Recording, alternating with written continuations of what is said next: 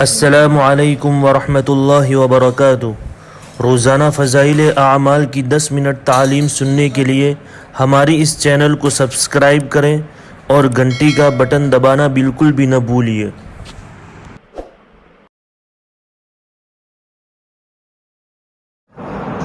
بسم اللہ الرحمن الرحیم۔ فضائل نماز۔ قال اللہ تعالی قد افلح المؤمنون الذین هم فی صلاتهم خاشعون۔ بے شک فلاح اور کامیابی کو پہنچ گئے وہ لوگ جو اپنی نماز کو خشوع سے پڑھنے والے ہیں۔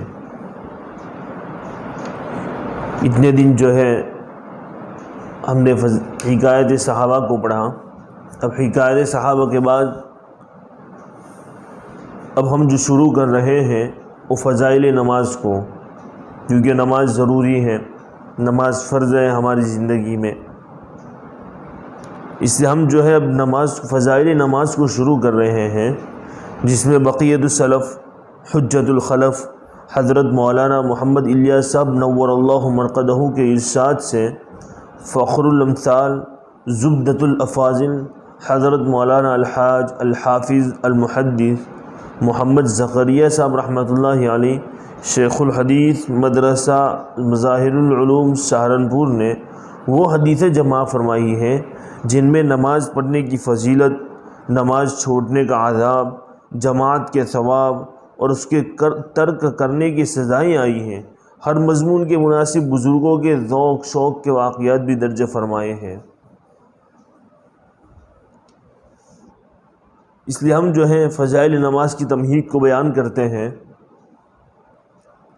حضرت نے لکھا ہے، پہلے خطبہ سے شروع کرتے ہیں حضرت، نحمدہ ونشکرہ ونصلی علی رسولہ الکریم وعلی آلہ وصحبہ واتباعہ الحماة الدین القویم وبعد فهذه 40 في فضائل الصلاة جمعتها امتثالا لأمر عمي وصنو أبي رقاه الله إلى المراتب العليا ووفقني وإياه لما يحب ويرضى أما بعد۔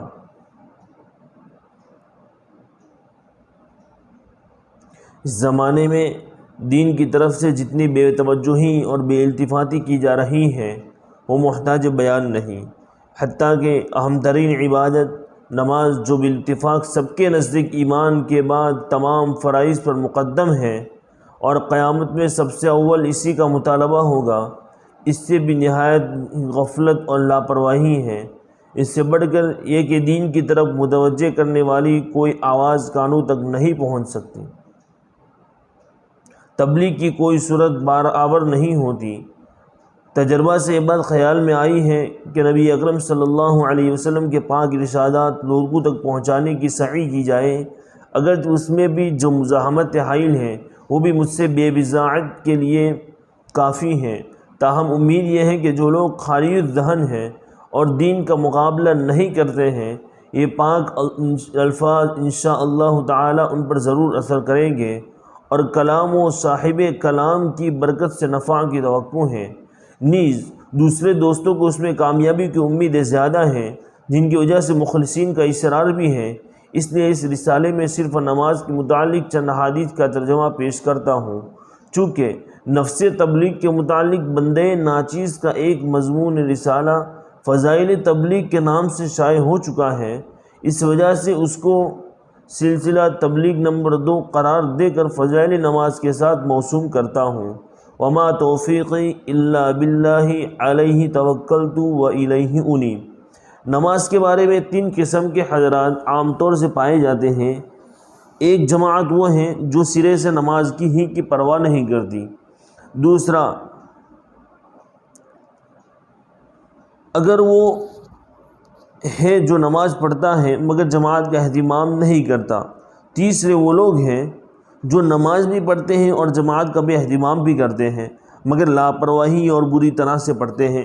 اس لیے اس رسالے میں 3 مضامین کی مناسبت سے 3 باب ذکر کیے گئے ہیں اور ہر باب میں نبی اکرم صلی اللہ علیہ وسلم کے پاک ارشادات اور ان کا ترجمہ پیش کر دیا ہے۔ مگر ترجمہ میں وضاحت اور سہولت کے لحاظ کیا ہے، لفظی ترجمے کی زیادہ رعایت نہیں کی۔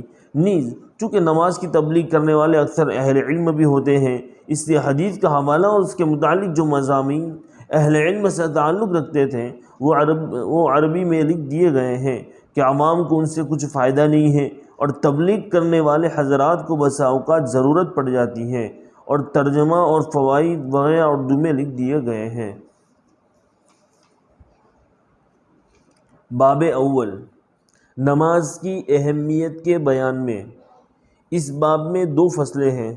فصل اول میں نماز کی فضیلت کا بیان ہے، اور دوسری فصل میں نماز کے چھوڑنے پر جو وعید اور عتاب حدیث میں آیا ہے اس کا بیان ہے۔ فصل اول، نماز کی فضیلت کے بیان میں۔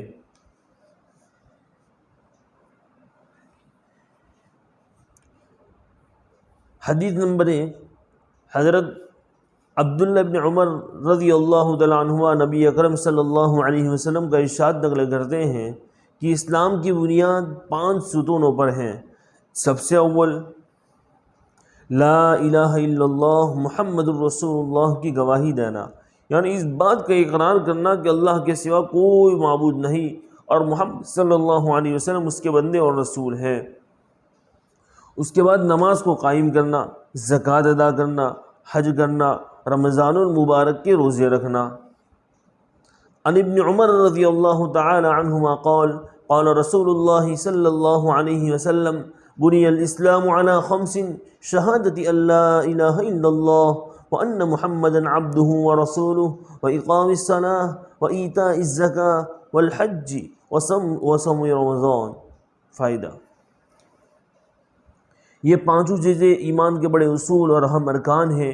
نبی اکرم صلی اللہ علیہ وسلم نے اس پاک حدیث میں بطور مثال کہ اسلام کو ایک خیمے کے ساتھ تشبیہ دی ہے جو 5 ستونوں پر قائم ہوتا ہے، پس کلمہ شہادت خیمہ کی درمیانی لکڑی کی طرح ہے، اور بقیہ 4 ارکان بمنزل ان 4 ستونوں کے ہیں جو 4 کونوں پر ہوں۔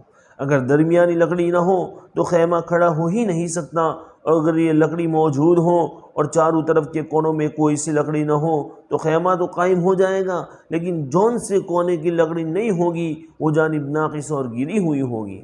اس پاک ارشاد کے بعد اب ہم لوگوں کو اپنی حالت پر خود ہی غور کرنا چاہیے کہ اسلام کی اس خیمے کو ہم نے کس درجے تک قائم کر رکھا ہے، اور اسلام کا کون سا رکن ایسا ہے جس کو ہم نے پورے طور پر سنبھال رکھا ہے۔ اسلام کے 5 ارکان نہایت اہم ہیں، حتیٰ کہ اسلام کی بنیاد انہی کو قرار دیا گیا ہے، اور ایک مسلمان کے لیے بحیثیت مسلمان ہونے کے ان سب کا اہتمام نہایت ضروری ہے۔ مگر ایمان کے بعد سب سے اہم چیز نماز ہے۔ حضرت عبداللہ بن مسعود رضی اللہ تعالیٰ عنہ کہتے ہیں کہ میں نے حضور صلی اللہ علیہ وسلم سے دریافت کیا کہ اللہ جل شانہ کے یہاں سب سے زیادہ محبوب عمل کون سا ہے؟ ارشاد فرمایا کہ نماز۔ میں نے عرض کیا کہ اس کے بعد کیا ہے؟ ارشاد فرمایا کہ والدین کے ساتھ حسن سلوک، مطلب اچھا برتاؤ کرنا۔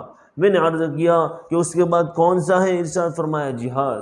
ملا علی قاری رحمۃ اللہ علیہ فرماتے ہیں کہ اس حدیث میں علماء کی اس قول کی دلیل ہے کہ ایمان کے بعد سب سے مقدم نماز ہے۔ اس کی تائید اس حدیث صحیح سے بھی ہوتی ہے جس میں ارشاد ہے الصلاۃ خیر موضوع، یعنی بہترین عمل جو اللہ تعالیٰ نے بندوں کے لیے مقرر فرمایا ہے وہ نماز ہے۔